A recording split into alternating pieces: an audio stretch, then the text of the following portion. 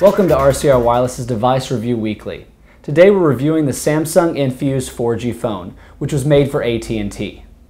So the first thing I noticed when I first held this phone is that it's very lightweight. It weighs very little, which some people might like that. I personally don't. It just feels a little cheap without that extra weight there. It is Samsung's thinnest 4G phone, smartphone, which is at 9 millimeters. At its thinnest. You can see that it's extremely thin. It also has the largest touchscreen on any Samsung phone, so if you like the big screen, this is perfect. It's got a 4.5-inch display. The screen's very vivid. You can see here the colors are great.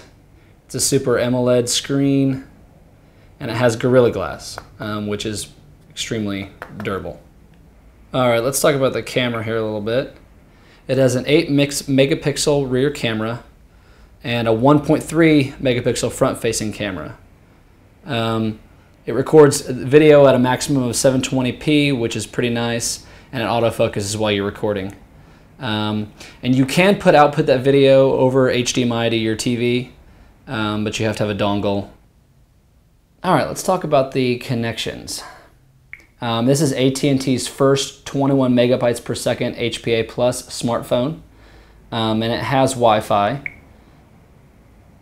and obviously Bluetooth here, and you can also have the option of tethering, but the tethering mobile hotspot plan is required to use this service.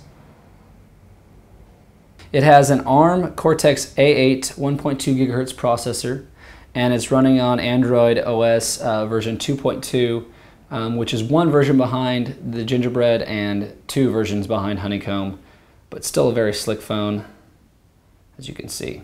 It's fairly quick, responds. There have been some complaints that it's too slow, but I have not had any issues with that. Let's take off the back here. We have the SIM card, and we have the rather large battery. And then also you have the 2 gigabyte SD card, which is external. Internally, the phone has 2 gigabytes for apps, and then there's a whole separate 13 gigabytes for what else you would need. So there's a total of 16 gigabytes memory that comes with the phone. Overall, it's not a bad phone. I would recommend it. And it even comes with Angry Birds pre-installed. And that's all for this week's Device Review Weekly. Thank you for watching.